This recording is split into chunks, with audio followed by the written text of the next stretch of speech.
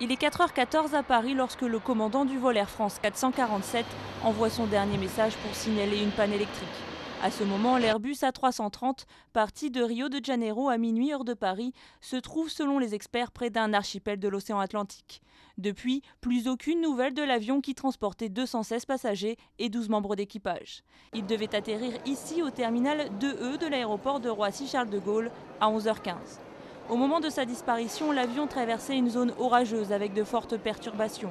Selon la compagnie Air France, l'avion a pu être foudroyé. Elle n'envisage pas pour le moment un problème technique ou une faute humaine. Aucune information pour l'instant en notre possession ne nous indique quoi que ce soit de défaillant lors du dernier contrôle, par exemple, de l'appareil en maintenance qui a eu lieu le 16 avril. Le commandant de bord comme le reste de l'équipage, sont des personnels navigants techniques très expérimentés. Le commandant de bord a 11 000 heures de vol. Il a 1700 heures de vol sur ce type d'appareil A330, A340.